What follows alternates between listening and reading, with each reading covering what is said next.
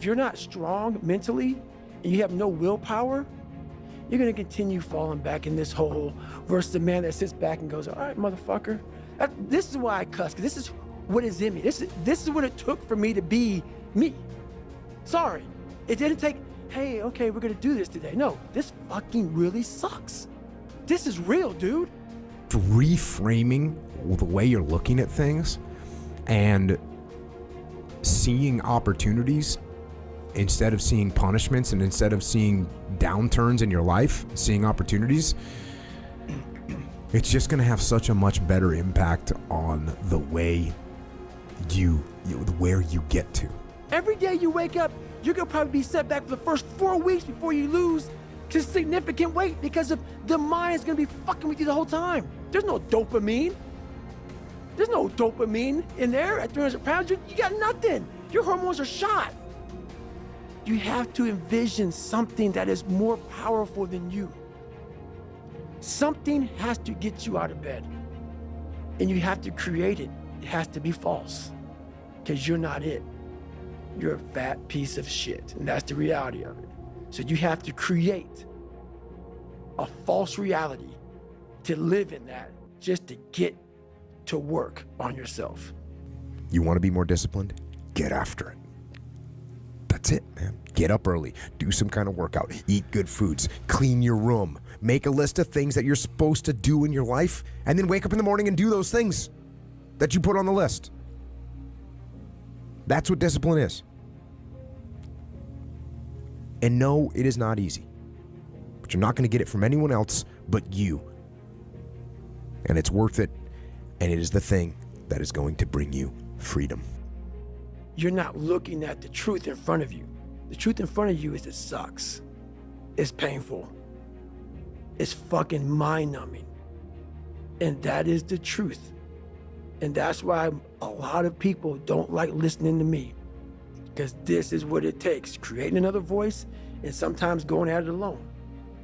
All the time going at it alone, because no one's gonna believe in you. You wake up on a morning, it's cold, it's wet, it's dark, you've got no cartilage in your knee, you've got shitty shorts, whatever it is that's the issue today. Keep talking. You've got these problems, right? I need you to keep talking about what you were just saying. It's warm on the couch. That's Your it. missus says stay in bed. That's it. It's comfy, That's it's it. cozy. That's You've got it. work later on. You had an argument last night. You're slightly it. hungover. Because I know every motherfucker ain't gonna do what I'm gonna do. Because I know there's so many people that have the ability and just refuse to get off that couch. Refuse to study a few more hours. Refuse to go deeper, to go further. And that's where I gain the advantage. And those minutes become hours and days and weeks. That is how you make time. So get that sense of urgency and go get after it. But guess what happens? That alarm clock goes off at 4 a.m. to train. I don't want to be a SEAL today. Or I don't want to be whatever today. I'll start tomorrow. And that's the usual pattern of people's lives. That's why I talk about clearing out the mind. Until you really want to do something, you're always going to be a talker. You always going to run your fucking mouth. Do you want to do this or not? Which is what I think a lot of it boils down to. Do you actually want to do this or not? Do you actually want to do this or not? Because if you actually want to do it, what's going to stop you? Nothing.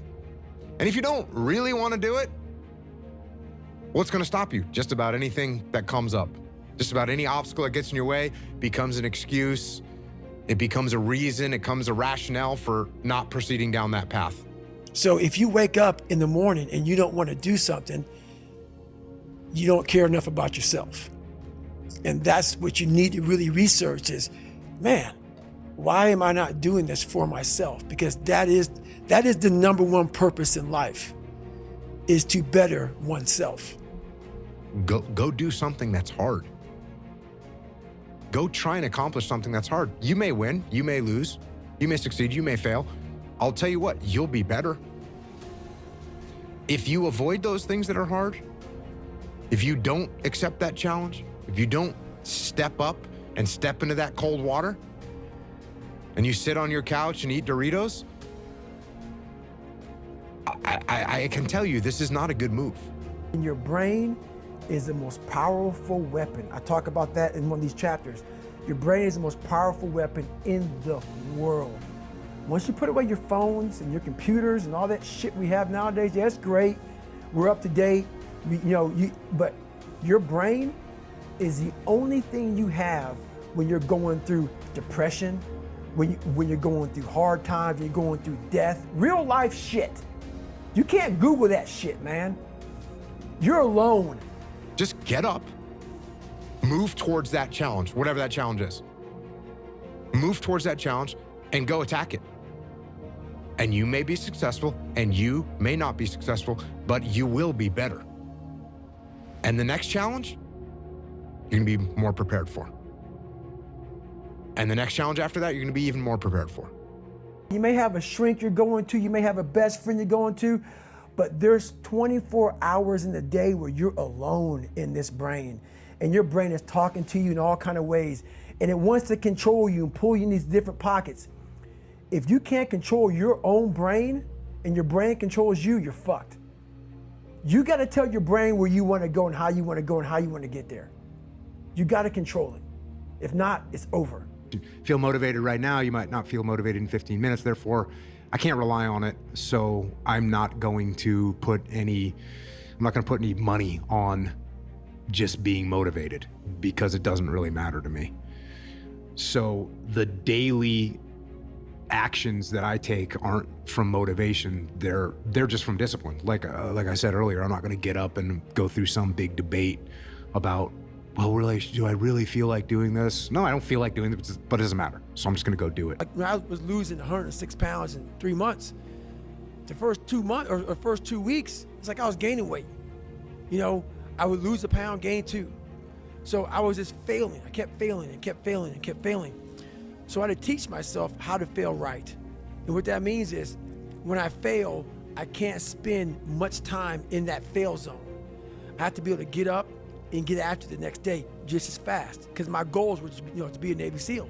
I don't have time to stay here and feel bad for myself for weeks and months and years, because I'll lose that time. So the big thing is know that if you have big goals and big dreams, along the way failure is going to happen. So how fast do you get up from that? And you got to teach yourself that. How many times do you have to hear, if nothing changes, nothing changes? Right?